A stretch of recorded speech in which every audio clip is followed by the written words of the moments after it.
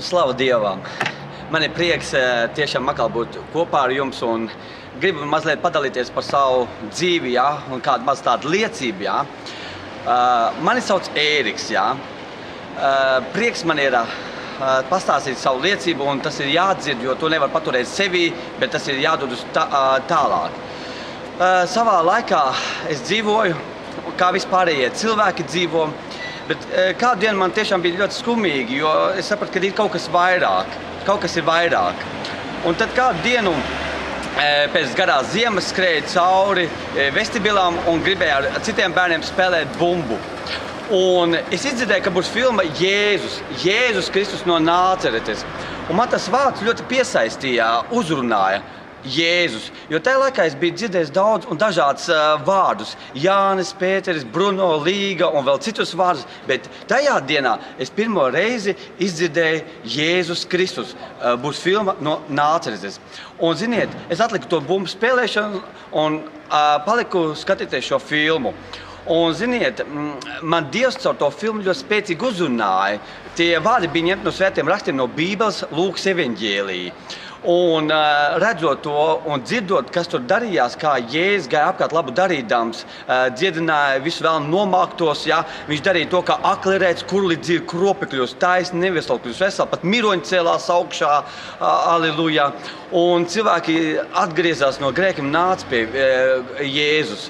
Un es viņā ieraudzīju to mīlestību, un man tas ļoti spēcīgi uzrunāja tas, ka tāds labs cilvēks, kas gāja apkārt labu darīdams, svētīja cilvēkus un mīlēja pat grēciniekus, ja, un viņš pat kopā ar viņiem ēda, un bija cilvēki, kas viņu tā kā nosodīja, ko viņš kopā ar tiem grēciniekiem ēd. Un tad Jēzus teica, ne jau veseliem vajag ārstu, bet slimajiem vajag ārstu. Un es sapratu, ka man vajag ārstu, man vajag glābēju. Un, ziniet, man uzrunāja tas, kad Jēzus sita krustā, un viņš teica tos vārdus pie krusta. Tēvs, piedod viņiem, jo viņi nesaprot, ko viņi dara. Un viņš parādīja savu mīlestību līdz pēdējai elpas vilcienām. Un es domāju, cauri nav vairāk Jēzus. Viņš ir miris, viņš ir kapā noguldīts un tā tālāk. Un, ziniet, es jau sāku raudāt kā bērns, es to ļoti spēcīgi uztvēru. Un, ziniet, tur tālāk bija tas moments, kad gāja cilvēku uz kapu un akmens bija novelts. Un iegāja kapā iekšā un skatās, kaps ir tukšs. Nav viņa iekšā. Un tur bija divi spožās baltās drēbēs eņģeļi. Un viņi uzrunāja, ko jūs meklējiet dzīvo pie mirušiem. Viņa nav šeit, viņš ir augšām cēlies, viņš ir dzīvs. Un, ziniet, pēkšņi es nesaprotu, kā dzīvs viņš ir. Ja? Un, ziniet, pēc tam viņš parādījās Marijai un parādījās vēl citiem cilvēkiem, 500 cilvēkiem vienā reizē. Un tiešām Jēzus atnāca viņu vidū un stāstīja, teica, šeit es esmu, šalom, miers ar jums. Ja? Un, ziniet, man pēkšņi atnāca tāds milzīgs tā kā prieks, ja, ka viņš ir dzīvs, viņš ir augšām cēlies. Un tad beigās bija iespēja nožēlot grēkus, un tie, kas grib ielaist Jēzu savā sirdī kā kungu glābēju, to var darīt. Un, ziniet, es to izdarīju. Es nožēloju grēkus, un vienkārši kā bērns vienkārši noticēju tam, ja, un skaitīju lūgšanu. Kungs Jēzu, piedod mans grēkus. Kungs Jēzu, ienāc manā sirdī, esi mans kungs un glābējs. Un, kad es to izteicu, es sajūtu viņa klātbūtni, viņa mīlestību, ja, ka viņš ir reāls, ka viņš nav tikai augšā kosmosā, tur debesīs, ja, bet ka viņš ir diezgan tuvu, ka viņš ienāca manā sirdī, ka es viņu sajūtu, viņa mīlestību, viņa dzīvību, viņa šalom manai dvēselē, kas tik ļoti, ļoti gribēja to, jo cilvēki meklē kaut kur, ja, bet viņi nesaprot, ka tas ir tik tuvu patiesībā, tik tuvu, tikai tev atliek piesaukt viņa vārdu, piesaukt. Un ik viens, kas piesauks Jēzus vārdu, tiks glābts. Un to es izdarīju. Un, ziniet, manī atnāca tāds pārdabis šalom, miers manai dvēselē. Un tad arī prieks atnāca. Es sāku smieties, tā kā, ka viņš ir reāls, ka viņš ir dzīvs, ka viņš ir augšām cēlies. Un viņš, kad uzcēlās no miroņiem, viņš pat teica, es aiziešu pie tēva, palūkšu svēto garu. Un viņš izlūdzās no debes tēva svēto garu. Viņš saka, es jūs neatstāšu bāriņus.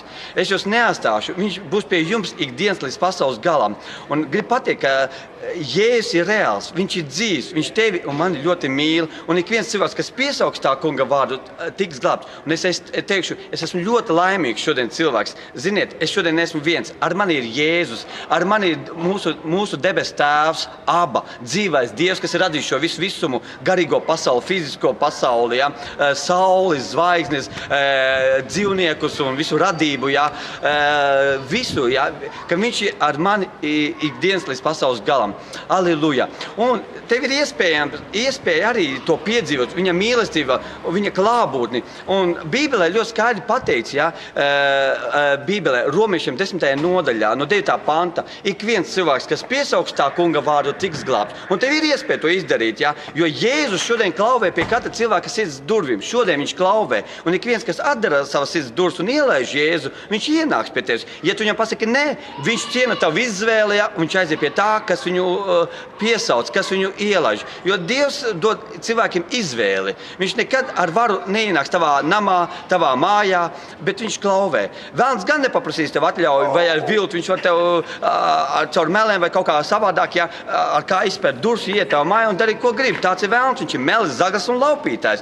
Jēzus šajā ziņā nav tāds. Viņš ciena tavu izvēli, viņš klauvē. Un viņš ir vienīgais ceļš.